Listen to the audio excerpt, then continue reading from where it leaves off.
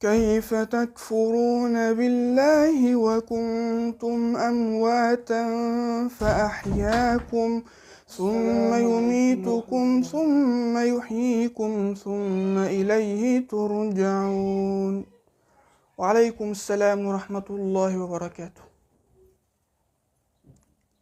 لكم من في الأرض جميعا ثم استوى إلى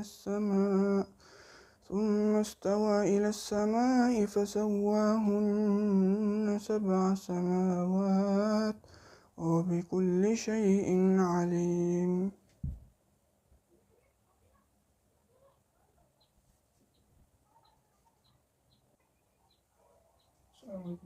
السلام عليكم ورحمة الله. حرما يا شيخ حمزة، جمعا إن شاء الله. بس اللي أقول له، هو أنت خلصت صلاة ولا لسه؟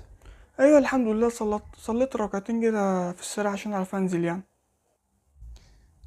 طب ممكن بس أقولك حاجة، بس ما تتخضش مني يعني، ما تتخضش. قوم صلي تاني، لأن الصلاة اللي أنت صليتها ديت ما تنفعش زي ما النبي علمني. ما أنا صليت وركعت وسجدت وسلمت وكنت قلت تكبيرة الإحرام وصليت كل حاجة، ازاي يعني صلاتي مش نافعة؟ ازاي؟ طيب ما تزعلش. أنا هقولك حديث عن النبي صلى الله عليه وسلم هنقرأه مع بعض، تمام؟ رأى رسول الله صلى الله عليه وسلم رجل يصلي ويسرع في صلاته زي ما انت عملت كده، فلما انتهى من صلاته جاء إلى النبي صلى الله عليه وسلم فقال له النبي: ارجع فصلي فإنك لم تصلي. فرجع الرجل فصلى بنفس الكيفية، ثم جاء فسلم فقال له النبي: ارجع فصلي فإنك لم تصلي. فرجع الرجل فصلى مثلما صلى قبل ذلك، زي ما انت عملت كده، بيصلي بسرعة قوي. فقال له النبي صلى الله عليه وسلم نفس ما قال. فقال له الرجل: والله يا رسول الله لا أحسن إلا ما رأيت فعلمني، أنا مش عارف أعمل حاجة غير اللي انت شفته ده يا رسول الله، علمني. اسمع بقى، اسمع، شوف الرسول قال له ايه، تمام؟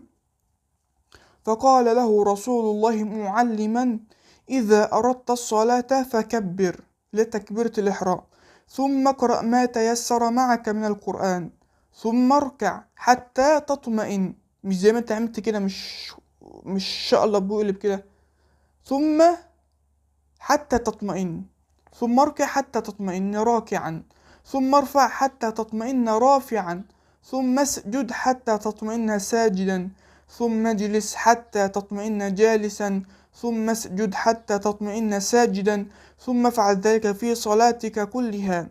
هكذا يكون الاتباع للنبي صلى الله عليه وسلم في الصلاة. تمام يا عم حمزة؟ فقوم صلي تاني. يعني هو الراجل ده كان بيصلي غلط؟ ده انا بشوف ناس ياما قوي بتصلي كده وصليت زيه.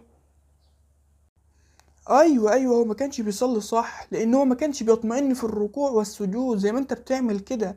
هو كان بيصلي بسرعه اي حاجه وخلاص، المهم تسقط عن الفريضه.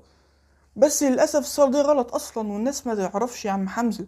فعلشان كده انا قلت لك الكلام ده، عشان لما تشوف حد بيعمل كده انت تنصحه، وعلشان انت ما تصلي الصلاه دي تاني. بجد والله، ده انا اول مره اسمع عن الحاجات ديت اصلا. طب هو في آية قرآنية ولا حديث بيقول كده؟ أيوة طبعا، جه آيات قرآنية كتير زي قول الله عز وجل: قد أفلح المؤمنون الذين هم في صلاتهم خاشعون.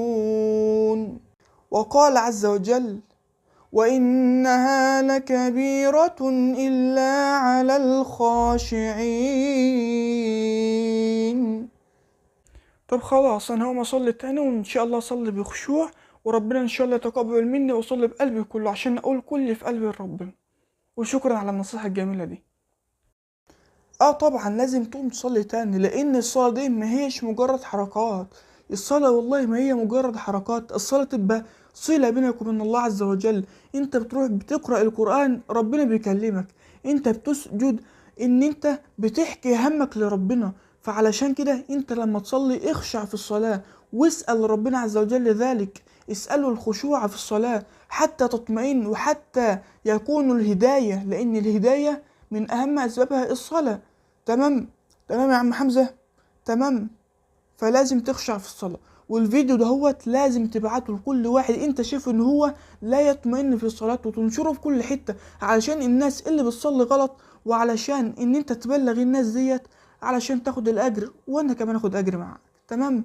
والسلام عليكم ورحمة الله وبركاته. السلام عليكم يا عم حمزة.